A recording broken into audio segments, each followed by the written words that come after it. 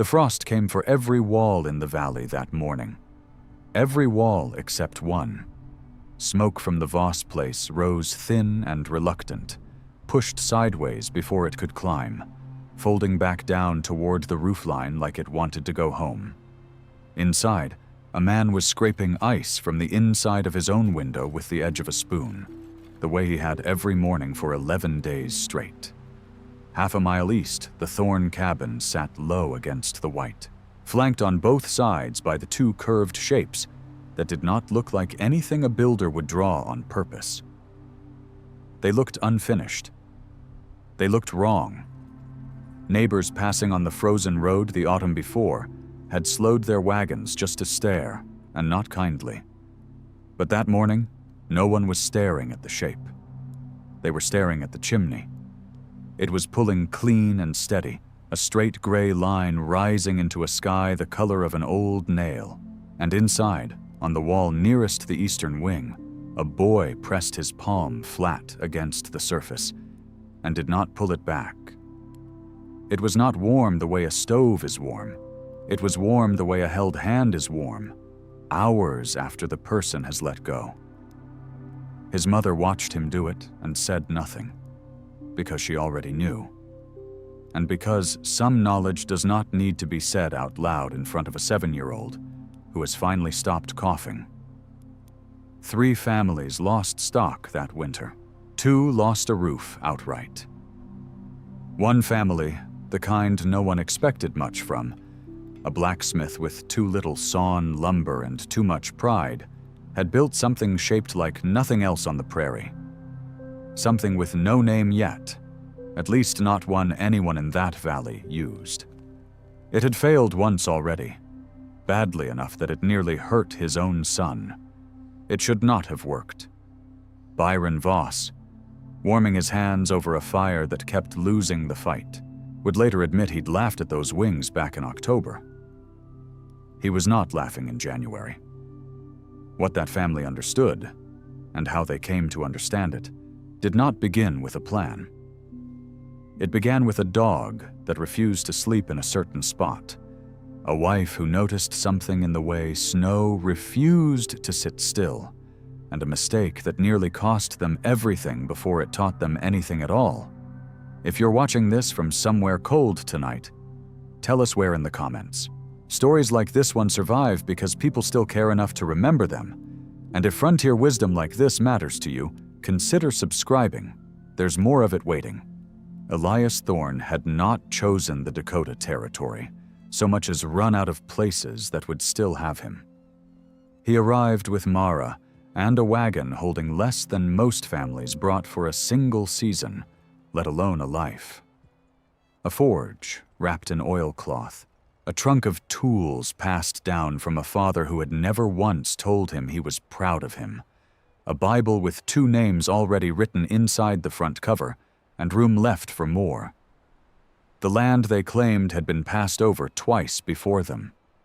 Too far from the creek to be easy. Too close to the ridge to be sheltered. The soil turned up rock more often than it turned up anything worth planting, and the wind came down off that ridge like it had personal business with anyone foolish enough to build below it. They built anyway. They planted anyway. And in their first full season, the wheat came up thin, then came up sick, then simply stopped coming up at all. Elias walked the rows in August with his hands empty, doing the arithmetic that every homesteader eventually does in silence. What they had, what they owed, and how far it was back to anywhere that would take them in. Mara found him standing at the edge of the dead field near sundown and did not ask what he was thinking. She already knew. "We could go back to my sister's," she said. Not pleading, just laying the option on the table between them, the way you'd lay down a card you didn't want to play. Elias looked at the ridge instead of at her. Somewhere up there, wind was already moving through the grass in long silver waves, and he found himself watching the pattern of it instead of answering. "One more winter," he said finally. "If we can't stand it, we go in the spring, and no argument from me." It was not confidence. It was the kind of promise a man makes when he has nothing else left to offer his wife, except his willingness to keep trying. They had a single-room cabin already standing, built the way every book and every neighbor had told them to build it. 4 straight walls, a peaked roof, logs notched at the corners the way logs had been notched for as long as anyone in that valley could remember. It was a good cabin, by every standard anyone had taught them. It had never been tested by a Dakota winter that meant it. The first hard frost came in early November, a full month before anyone expected it. Elias stacked wood he hadn't finished seasoning, because there hadn't been time to season it properly, and told himself it would burn well enough. Mara sealed the gaps around the door with rags and mud that froze before they fully dried. Caleb, not yet 7, slept close to the stove that first cold night, wrapped in every blanket the family owned, and still woke twice asking why his feet wouldn't warm up. Neither of them said it out loud, but both of them were doing the same arithmetic Elias had done in the dead wheat field. 1 more winter. That was the promise. Neither of them yet understood what that winter was going to cost, or what it would eventually teach them, because the true test had not arrived yet. It arrived 3 weeks later, riding in on a wind that came down off the ridge with a sound Elias would remember for the rest of his life. The wind that came in late November did not announce itself gently. It arrived sideways, low and hard, the kind of wind that didn't so much blow past the cabin as lean against it, steady and relentless, for the better part of 2 days. Elias had heard prairie wind before. This was different. This felt less like weather and more like pressure, like something testing every seam in the wood to see what would give first. Something gave on the second night. Mara heard it before she understood what she was hearing, a sound somewhere between a snap and a long, low groan, coming from the north wall, the wall that faced most directly into the wind coming off the ridge. She lit the lamp and found the crack running nearly 2 feet up from the base log, wide enough that when she held her palm near it, she could feel the outside air moving against her skin like the wall itself was breathing wrong. Elias was awake within seconds. He pressed his hand to the same spot she had, feeling for what she'd felt, and said nothing for a long moment. "It's just the cold working the wood," he said eventually. "Logs do that." Mara didn't answer. She had grown up around builders, and she knew the difference between a log settling and a wall telling you something you didn't want to hear. By morning, frost had formed in a thin, precise line along the inside of that crack, a pale seam of ice tracing exactly where the warm air inside had met the cold air pushing through from outside. Caleb noticed it before either of his parents pointed it out. He pressed his small finger to it, pulled back fast, and asked why the wall had ice on the inside when the fire was still going in the stove not 6 feet away. Elias didn't have a good answer for him. Not yet. He packed the crack with mud and dried grass that afternoon. The same repair every homesteader in the territory would have made, and it held for exactly 9 days before the wind found it again, wider this time, running higher up the wall than before. What troubled Elias more than the crack itself was where it had opened. Not at a corner joint, where a builder might expect weakness. Not near the door, where the frame had been cut and fitted by hand. It had opened in the flattest, most solid-looking stretch of the wall, the section that should have been the strongest part of the entire structure. He walked outside that evening and stood where the wind was hitting hardest, trying to feel what the wall was feeling. The wind wasn't just pushing against the wall. It was sliding along it, curling around the flat, straight surface the way water curls around a stone in a creek. And where it curled, it seemed to be finding a seam, working it, widening it a fraction more with every gust. Near the old hay barn, a dog barked once into the wind and then went quiet. Elias looked over. Duke, the rangy gray-brown dog that had come with the property from a previous owner nobody in the family had ever met, was standing near the barn's western corner, hackles slightly raised, refusing to walk any closer to that side of the structure. He'd done the same thing 3 nights running, and Elias had noticed it each time without thinking much of it. He thought about it now. There was something about that western corner of the barn, something the dog understood on some level that Elias didn't yet have words for. And it was going to take him longer than he wanted to admit before he started asking the right questions about why. The next storm brought heavier snow than wind, and it was Mara, not Elias, who noticed the thing that mattered. She'd gone out at first light to check on the chickens, moving along the path she and Elias had worn between the cabin and the coop. And she stopped halfway there, looking not at the birds but at the ground itself. The snow had drifted unevenly across the yard overnight, the way snow always did, but the pattern of it caught her attention in a way it never had before. Along the north wall of the cabin, the wall with the crack, snow had piled nearly 3 feet high, packed hard against the base, climbing the flat surface like it was trying to bury the wall entirely. But near the old hay barn, where a rounded stack of last year's hay stood covered in canvas, the snow had done something different. It had drifted around the curved shape instead of piling against it, sweeping past in a long, smooth arc and settling several feet beyond, leaving the base of the haystack almost clear. Mara stood there long enough that her feet went cold inside her boots, just watching the difference between the 2 shapes. She mentioned it to Elias that evening, almost as an aside, the way you mention something you've noticed but don't yet understand the importance of. "The snow doesn't sit the same on round things," she said. "It goes around the haystack. It just piles up against the wall." Elias didn't say much in response, but he didn't forget it either.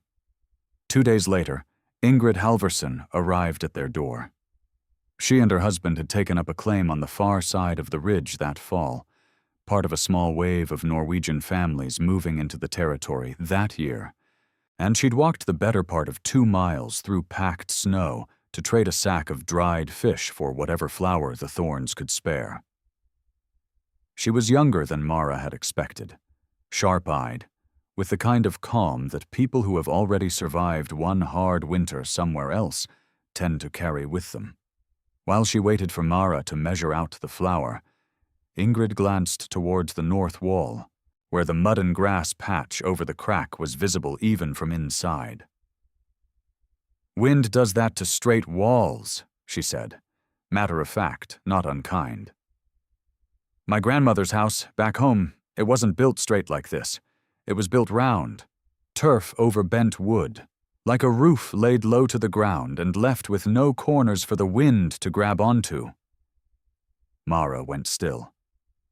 "Round how?" Ingrid shaped the idea with her hands, an arc rather than a box. "No flat wall for the wind to push against all at once. It just goes over, like it does on the haystack you're always digging snow away from." She said it simply, without any sense that she was handing over something important, and left with her flour 20 minutes later, already talking about getting home before dark. Elias stood in the doorway after she'd gone, looking at the haystack, then at the crack in his own wall, then at Duke, who was once again refusing to settle anywhere near the barn's western corner. 3 separate things that, until that moment, had seemed to have nothing to do with each other. He was beginning to suspect they had everything to do with each other. And that suspicion was going to lead him toward a decision that every sensible person in the valley would tell him, to his face, was a mistake. Elias didn't sleep much that night, and it wasn't the cold keeping him awake. He kept returning to the same 3 images, the snow curling harmlessly around the haystack, while it piled hard against his own flat wall. Duke's refusal to settle near the one corner of the barn that had always, now that Elias thought back on it, seemed to catch the worst of every wind, and Ingrid's offhand description of a house with no corners at all. By morning, he had a plan that he knew, even as he was forming it, would sound absurd the moment he said it out loud. He said it out loud anyway, to Mara, over breakfast. I want to build 2 wings onto the cabin, one on each side, not straight like the main room, curved, the way Ingrid described it. Bent poles, covered over with sod and clay, low to the ground so the wind has nothing flat to push against. Mara set down her cup slowly. Curved. Like the haystack. Like what you saw in the snow. She didn't laugh, which was more than he'd expected, but she didn't say yes right away either. We have almost no sawn lumber left, Elias. What are you going to bend? Green poles. Willow, if I can find enough of it down by the creek bottom. Young wood bends before it dries. We cut it, we shape it while it's still green, and it holds the curve once it sets. It was, on its face, one of the stranger plans Mara had heard her husband propose, and in 18 months of marriage on this land, she had heard several. Word of the idea reached Silas Voss within the week, the way most things reached Silas Voss, second-hand and slightly exaggerated. He rode over on a clear, bitter afternoon, ostensibly to trade for nails, and stood looking at the stakes Elias had already driven into the ground, marking out the shape of the eastern wing. You're building a cabin shaped like a barrel, Silas said, not quite as a question. Something like that. Green willow won't hold weight once the snow sits on it. It'll sag by January, and when it sags, it lets water in, and once water gets into sod roofing in this cold, you've built yourself a very expensive pile of frozen mud. It was not a foolish objection. Silas had built 2 structures on his own claim already, both of them straight-walled, both of them standing exactly as built, and he had watched more than one neighbor's improvised shelter fail exactly the way he was describing. He wasn't wrong to be skeptical. He was speaking from experience that Elias simply didn't have yet. Maybe, Elias said. I won't know until I've tried it. Silas looked at him for a long moment, then at Mara, standing in the doorway with Caleb's small hand in hers, then back at the stakes in the frozen ground. Your funeral, he said, not unkindly, and rode off without taking the nails. That night, Elias walked the perimeter of the stakes alone, running his hand along the cold ground where the wing would rise, trying to picture a shape he had never actually built, based on a description he'd heard once, from a woman he barely knew, filtered through a haystack and a dog that wouldn't lie down in one particular spot. It was not much to build a winter's survival on. It was, however, more than the straight wall had given him, and that crack in the north side of the cabin was still there, still widening a little more with every hard wind, waiting for an answer he didn't yet have. There was no lumber mill within 2 days' ride, and even if there had been, the Thorns had no money to spend at one. What they had was a creek bottom half a mile from the cabin, thick with young willow, and a stretch of clear weather that Elias guessed would hold for perhaps 10 days before the next real storm rolled down off the ridge. 10 days to cut, bend, and cover 2 curved wings onto a cabin that had never been designed to hold anything but straight walls. He started before sunrise on the first morning, wading into snow that reached above his knees in places, cutting willow poles as thick as his wrist and as long as he could manage to carry. Green wood cut easier than seasoned wood, but it was heavier, wetter, and his hands ached within the hour from the cold and the repetition. Mara worked alongside him more than he'd expected. She hauled poles back to the cabin site on a sled fashioned from an old wagon board, and while Elias cut, she began sorting the poles by length and thickness, laying them out in the pattern he'd sketched into the frozen dirt with a stick the night before. Caleb, bundled in every layer his small body could stand, was given the job of gathering smaller branches and packing snow away from the work area, a task that mattered more for keeping him occupied and warm through movement than for any real use it served the construction. He took the job seriously anyway, the way children often take seriously the jobs adults invent to keep them close. The bending itself was the part Elias had worried about most, and it turned out to be both easier and harder than he'd expected. Green willow bent readily enough when he worked it slowly, one pole at a time, arching it from the base log of the cabin's sidewall up and over to meet its twin on the far side, forming the first rib of what would become the wing's rounded frame. But holding that curve while he lashed the pole in place, using strips of rawhide soaked soft in creek water, required a second pair of hands more often than he had them. By the fourth day, the skeleton of the eastern wing stood against the cabin's side wall, a series of curved ribs rising from the ground and meeting at a low ridge, roughly the shape of an overturned boat, or, as Ingrid had described it, a roof laid low with no corners for the wind to grab. It looked strange enough that even Mara, who had encouraged the plan from the start, admitted privately that she understood why Silas Voss had laughed. Covering the frame came next, and here Elias followed what little he'd gathered second-hand from Ingrid's description, layering smaller woven branches across the ribs to create a kind of loose lattice, then packing that lattice with sod, cut from the one patch of ground on their claim that hadn't frozen solid. Thick blocks of prairie turf, with the grass roots still knitted through the soil, heavy enough that two of them together could barely lift a single block. The sod went on in overlapping rows, grass side down against the lattice, dirt side up, and exposed to the weather. The same basic method the original cabin's roof had used, just now curved instead of flat. Over the sod, where the ground allowed it, Elias packed a final layer of clay mixed with dried grass, sealing gaps he could still see daylight through. It was slow, cold, exhausting work, and by the 8th day, with the wing perhaps 2/3 finished, Elias stood back in the fading afternoon light and studied what they'd built. It did not look like a cabin wing.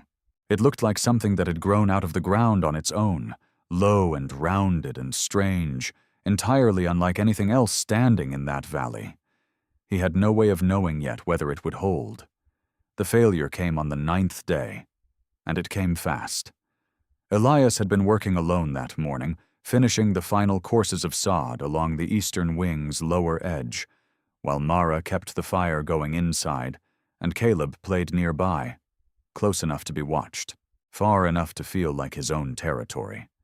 The boy had taken to circling the new structure with a stick held like a sword, narrating some private battle only he understood. The ground beneath the wing's western edge had never fully thawed before construction began, packed hard from an early frost weeks earlier, and Elias had assumed, wrongly, that frozen ground meant stable ground. He hadn't dug the base logs down as deep as he had on the eastern side, where the soil had still been workable, telling himself the difference wouldn't matter much once the structure's own weight settled it in place. It mattered.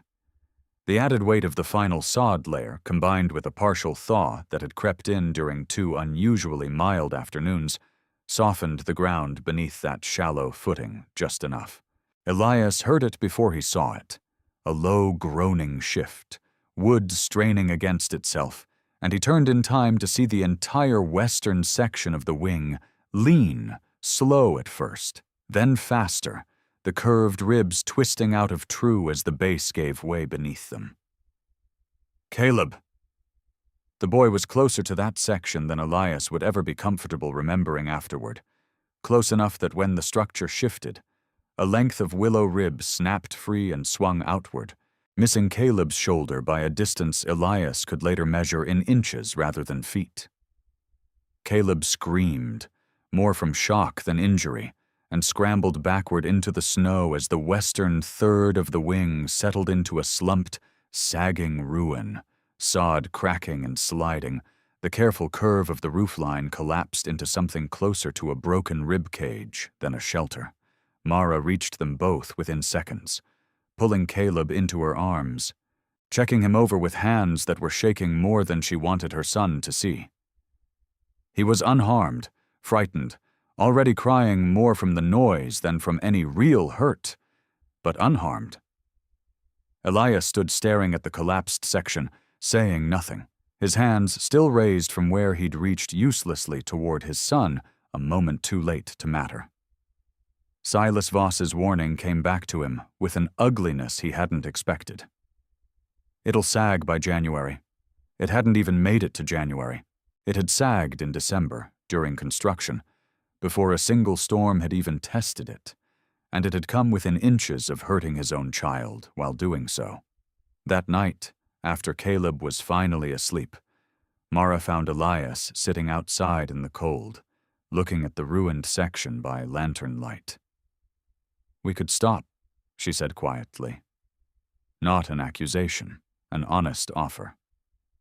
"We could," Elias agreed. He didn't move to take it. He sat with the failure a long while, turning it over the way he might turn over a piece of scrap iron at the forge, looking for where the flaw actually was, rather than simply mourning that a flaw existed. The wood hadn't failed. The lashing hadn't failed. The shape itself, curved, low, built to shed wind, hadn't failed either. The ground had failed, because he hadn't respected it the way he'd respected everything above it.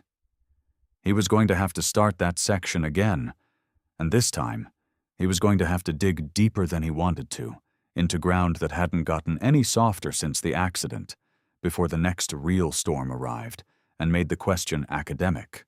Elias's brother-in-law, Wendell, arrived 2 days later, summoned by a message Mara had sent with a passing trader, and he brought with him something more useful than extra hands. A willingness to ask questions Elias hadn't thought to ask himself. Wendell had spent 3 seasons digging wells and cellar foundations further south before marrying into Mara's family, and he walked the collapsed section of the wing slowly, crouching at the base, pressing his palm flat against the exposed ground the way a doctor might press against a patient's chest. "How deep did you set the footings here?" he asked. "Against how deep you set them on the east side," Elias told him, and watched Wendell's expression confirm what he'd already begun to suspect on his own. "East side set into ground that was still workable when you dug it. This side you were fighting frozen dirt, so you compromised. Everyone does, once or twice, before they learn not to." Wendell straightened, looking up at the intact eastern wing standing solid against the cabin. "The shape's sound. I'd wager money on that shape. It's not fighting the wind, it's letting the wind go around it, same as that haystack your wife keeps mentioning. But a good roof on a shallow foundation is still just a good roof waiting to fall down." It was, Elias realized, exactly the kind of thing Duke had been telling him for weeks, without either of them having the words for it. The dog hadn't refused that corner of the old barn because of the wind above ground. He'd refused it because the ground itself, at that specific corner, sat lower and softer than the rest, prone to shifting in a thaw, something a dog's feet had understood before any human eye had bothered to look closely. Elias walked to the barn that afternoon and knelt at the western corner, digging with his hands through packed snow until he reached soil and found it noticeably softer, damper, less settled than the ground 6 feet away. Whether Duke understood this as danger or simply as discomfort, Elias couldn't say. But the animal had been right, in his own way, the entire time, and no one had thought to ask why. Rebuilding the collapsed section took 4 more days, this time with Wendell's help and a hard-won respect for the ground beneath the structure, rather than just the structure itself. They dug the footings down nearly twice as deep as before, well below the frost line where the soil still held firm even through a partial thaw, and packed stone salvaged from the creek bed around the base of each rib for additional stability. Caleb watched the rebuilding from a careful distance his parents now insisted on, no longer treating the structure as a private battlefield. He'd been quieter since the accident, and Mara noticed him glancing toward the wing more often than he used to, not with fear, exactly, but with a wariness that hadn't been there before. When the section was finally whole again, curved and solid, sod packed tight along a foundation set deep into ground that could no longer shift beneath it. Elias stood back and studied it for a long time. It looked, from the outside, almost identical to how it had looked the day it failed. What had changed was invisible, buried below the frost line, and Elias had a growing suspicion that the invisible parts of this whole endeavor were going to matter more than anything he could see from where he stood. The storm arrived 9 days after the rebuilt section was finished, and it was, by every measure available to Elias, a modest one. Strong wind, several inches of snow, temperatures that dropped hard, but not to the punishing lows the valley sometimes saw in deep January. It was, in other words, exactly the kind of storm that would tell him something without risking everything to learn it. He stayed awake through most of that first night, not because he expected disaster, but because he needed to know, and sleep would only have delayed the knowing. He walked the perimeter of both wings twice, checking the seams where sod met sod, running his bare hand along the inside walls where he could reach them, feeling for the cold draft that had haunted the old straight wall for months. The eastern wing, the one that had never failed, held exactly as he'd hoped. Snow drifted past its curved surface, much as it had drifted past the haystack, sweeping around rather than piling against, leaving the base nearly clear by morning while the old straight portion of the cabin gathered its usual heavy drift along the north wall. The rebuilt western wing was the real question, and by the second morning Elias had at least a partial answer. The structure held. The new, deeper footings showed no sign of shifting, even as the ground around them softened slightly under the weight of settling snow. The curve shed wind and snow the same way its twin did. But a partial answer was not a complete one, and Elias knew it. This storm had come from the northwest, the same general direction the wind had favored since the family's first winter on the claim. The direction both wings had been specifically shaped and positioned to handle. It had not tested what would happen if the wind came from elsewhere, and prairie winter storms, as every neighbor in the valley would have told him, rarely announced their direction in advance.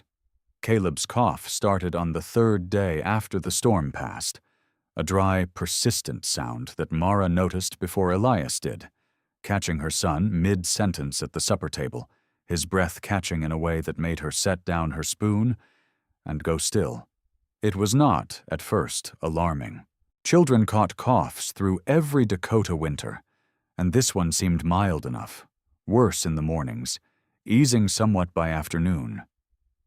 Mara kept him close to the stove, fed him warm broth, and told herself it would pass the way most winter coughs passed. But she watched him more closely after that, the way a mother watches a variable she cannot fully control, and she found herself standing near the boy's sleeping pallet more often after dark, listening to the rhythm of his breathing against the sound of wind outside, gauging one against the other in a way she hadn't done before. Elias noticed her doing it. Neither of them said much about it directly, not yet, but something in the household's quiet had shifted, a low current of watchfulness running beneath the ordinary business of the day. The wings had passed their first test. Elias allowed himself one evening of something close to relief, before turning his attention to what everyone in the valley already sensed was coming. The real winter, the kind that didn't announce itself politely from a single familiar direction, the kind that tested not just a structure, but everyone sheltering inside it. January arrived the way January always arrived on that stretch of prairie, without patience and without mercy, and it brought with it a stretch of cold that settled over the valley and simply refused to leave, For the better part of 3 weeks, the temperature rarely climbed above what the old-timers called bearable, and some mornings did not climb above it at all. The road east toward the nearest trading post froze into ruts too hard and too deep for a wagon to manage safely, and travel between claims narrowed down to whatever distance a person could walk, and still turn around before dark. Caleb's cough had not gone away. If anything, it had settled into something more persistent. Worse at night, worse when the wind picked up outside, easing only slightly during the calmer daylight hours. Mara had begun keeping a small dish of goose grease and mustard warming near the stove, working it into his chest each evening the way her own mother had taught her. And though it seemed to help some, it did not make the sound disappear entirely. Elias watched his son grow thinner through those weeks of isolation. The ordinary appetite of a 7-year-old dulled by a body working too hard just to breathe comfortably, and he found the fear settling into him differently than the fear of losing the farm ever had. A farm could be replaced. He didn't finish that thought, not even privately, not even in the silence of his own mind late at night. The wings held through storm after storm that January, each one testing a slightly different angle of wind, and each time Elias walked the perimeter afterward, checking seams, checking the depth of drift against the curved walls, comparing what he found to what he'd learned from the two structures' first real test back in December. What he noticed, gradually, was something Mara had first pointed toward months earlier, without either of them fully understanding its significance. The wings weren't simply keeping wind out. They were changing how the entire cabin held on to warmth overnight, long after the fire had burned down to embers. The clay and sod walls of the curved sections, thick and packed dense against the wooden lattice beneath, seemed to hold a portion of the day's heat and release it slowly through the coldest hours before dawn. The same hours when the old straight-walled portion of the cabin had always felt coldest. Elias couldn't have explained the physics of it in any formal sense. He only knew what his own palm told him each morning, pressed against the interior wall of the eastern wing. Not hot, never hot, but reliably less cold than the air around it, hour after hour, long after any fire alone would have stopped helping. Silas Voss rode over twice during those 3 weeks, each time on some errand that could easily have waited, each time finding a reason to glance toward the curved wings a little longer than strictly necessary. He said nothing further about barrels or funerals. He asked instead how the boy's cough was holding up, and left both times without commenting on the structure at all, which Mara noted was, for Silas, its own kind of statement. By the last week of January, the family had settled into a fragile, watchful rhythm. Wood rationed carefully against a supply that had to last through whatever remained of winter. Caleb's breathing monitored nightly, the wings holding steady against storm after ordinary storm. No one in that household made the mistake of believing the season was nearly finished. Old-timers in the valley had a saying about Dakota winters that Elias had heard repeated more than once since arriving. It isn't the storm you're braced for that finds you. It's the one that changes its mind halfway through. That storm was already building somewhere beyond the ridge, and it was going to test a question Elias hadn't yet had cause to ask.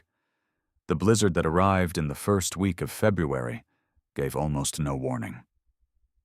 The sky had been clear and hard blue that morning, cold enough to ache in the lungs, calm enough that Elias had ventured out to check the last of the wood supply without any particular concern.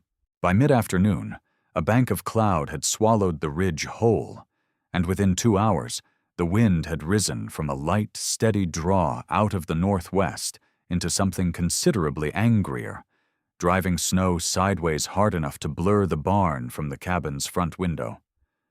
It settled into the pattern Elias now recognized. Wind out of the northwest, the direction both wings had been built and positioned to handle. And for the first several hours, The structure performed exactly as it had through every storm before it. Snow swept past the curved walls rather than piling against them. The interior stayed dim, but tolerably warm. The fire fed carefully. Conversation kept low and steady to keep Caleb calm through the noise outside. Somewhere near midnight, the wind changed. It didn't happen gradually. Mara felt it before she understood what she was feeling. A shift in the sound of the storm outside. The steady roar out of the northwest replaced by something that seemed to be circling, gusting now from the north, now briefly from the east, unsettled in a way the earlier storms had never been. She sat up on the pallet beside Caleb, listening, and it took her only a moment to place what was different. A draft, cold, thin, and precise, curling in near the seam where the eastern wing met the original straight wall of the cabin, a junction point Elias had sealed with clay months earlier, and hadn't thought to check again since the wings first proved themselves sound. Elias. She didn't raise her voice. She didn't need to. He was up within seconds, crossing to the junction, and felt it himself. A thin thread of outside air working its way through a gap that hadn't existed or hadn't mattered when the wind only ever came from one direction. The shifting storm had found the one place the design had never been tested against. The point where curve met straight line, old construction meeting new. Caleb's cough sharpened almost immediately.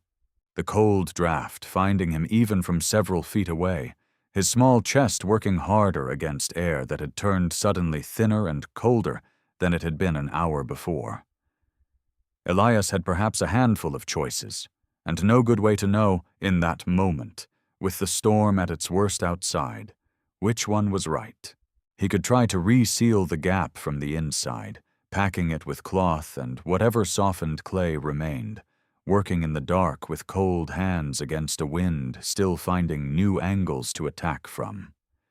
He could move Caleb and Mara into the western wing, further from the compromised seam, and hope the storm didn't find a second weakness before morning. Or he could trust the structure as it stood, bank the fire as high as their remaining wood allowed, and wait out a night that showed no sign of easing. He chose to do all three, in the order the storm allowed him to. He packed the seam first, working by lantern light with numb fingers, pressing rags soaked in what little softened clay he could work loose from the frozen store, buying whatever time the repair could offer. He moved Caleb and Mara into the western wing while he worked, away from the immediate draft, wrapped in every blanket the household owned. And he built the fire up as high as he dared, watching the woodpile shrink faster than he liked, knowing there was no way to replenish it before dawn, no matter how the night went. Then there was nothing left to do but wait and listen, and hope the shape they'd built understood something about this wind that Elias himself did not yet fully understand.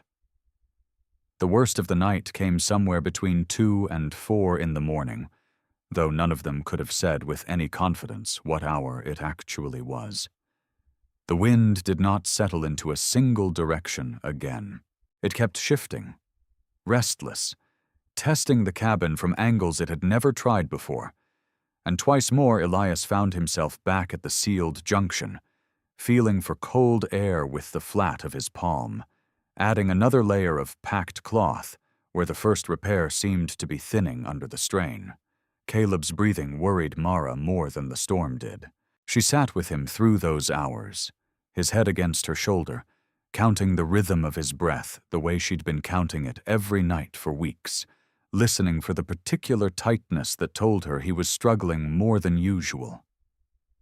It was there, faint but present, and she found herself doing something she rarely allowed herself, praying without words, simply holding her son and hoping the walls around them held.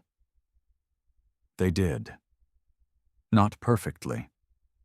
not without the repaired seam requiring one final patch, sometime near 3 in the morning, when Elias, working half blind with exhaustion, packed the last of the softened clay into a gap that had widened again under a particularly hard gust. But the wings themselves, the curved walls that had shed every storm since December, held their shape and their purpose through wind that came at them from 3 different directions before the night was through. By the time gray light began to seep through the small window of the western wing, the wind had finally begun to ease, dropping from a roar to something closer to an ordinary winter gust, the kind the family had grown almost used to. Elias stepped outside as soon as he judged it safe, into a world reshaped overnight, drifts piled high against every straight surface in sight. The Voss cabin half a mile off, barely visible through the settling snow. He walked the perimeter of both wings slowly, checking every seam, every joint, running his palm along walls that had held through the hardest test they'd faced yet. The eastern wing had performed exactly as designed. The western wing, rebuilt on deeper footings months earlier, showed no sign of the shifting that had nearly cost them so much back in December. Only the junction, that one seam where curve met straight wall, showed the strain of a night it had never been built to fully anticipate, patched now 3 times over, but holding. Inside, Caleb was asleep, his breathing rougher than his mother would have liked, but steady, and no worse than it had been the night before. Mara sat beside him, exhausted, one hand still resting lightly on his chest, feeling each rise and fall as if she needed the reassurance of her own fingers to believe it. Elias came back inside, sat down heavily beside them both, and for a long moment none of the 3 of them said anything at all. There was nothing dramatic to say. There was only the quiet, aching relief of a night survived, and the knowledge, settling slowly into all of them, that whatever came next, they had learned something about their own shelter that no amount of planning could have taught them in advance. By mid-morning, a figure appeared on the road, moving slowly through drift that reached above his knees in places. It was Silas Voss, hatless despite the cold, walking rather than riding, because his own horse had refused the depth of the snow. Silas didn't say much when Elias opened the door. He stood there a moment, snow packed into the folds of his coat, looking past Elias toward the curved shape of the eastern wing, its surface swept nearly clean by the very wind that had piled drift 3 feet deep against every straight wall in the valley, including his own. "Lost part of my roof around midnight," he said finally. "Wind came in from somewhere it's never come from before, caught us flat." "We felt that shift too," Elias said. Silas nodded slowly, still looking at the wing rather than at Elias directly. "Your boy," he said. "He all right?" "He will be." There was a long pause, the kind that carries more weight than words usually manage. Silas didn't mention October. He didn't mention barrels or funerals or anything he'd said standing at these same stakes months earlier. He simply asked, eventually, in a voice that cost him something to use, whether Elias might be willing to walk him through how the thing had actually been built, once the weather allowed for it. Elias said he would. Word of that conversation moved through the valley faster than the snow could melt.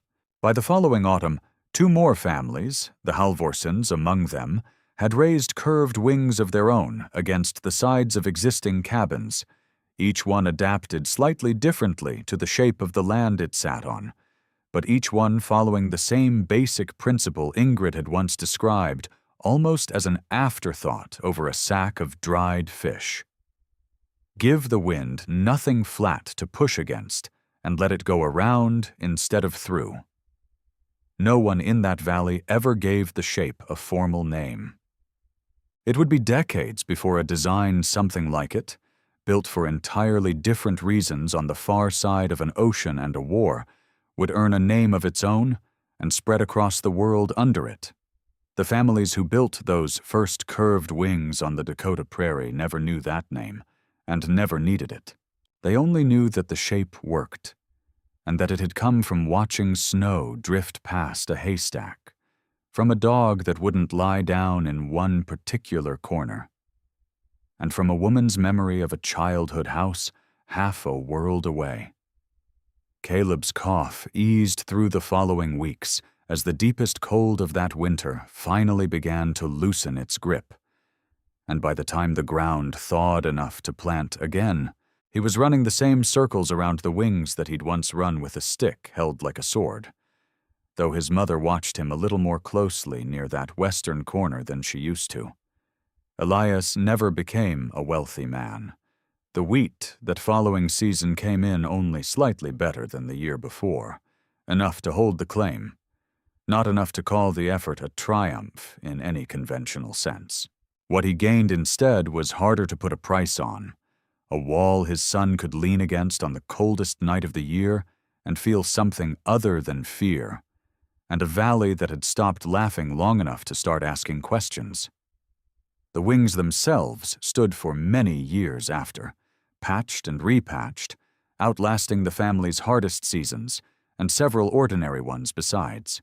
Long after the details of that winter had softened into the kind of story told secondhand, the shape remained, low and curved against the prairie sky, a quiet answer to a wind that had once nearly taken everything from a family with nothing left to lose.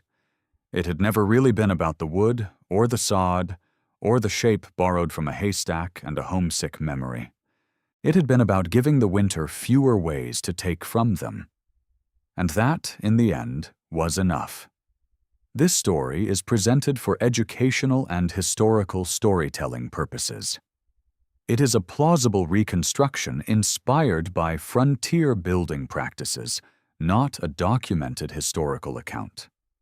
And it is not engineering, construction, or safety advice.